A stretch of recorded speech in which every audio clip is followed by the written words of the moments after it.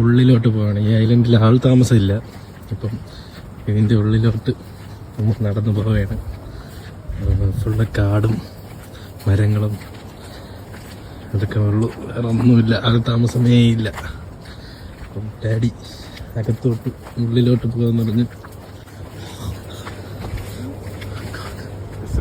No. There, see.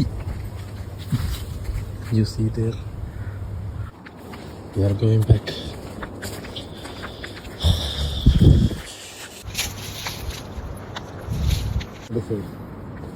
But no way to go there. Yeah, go check other side.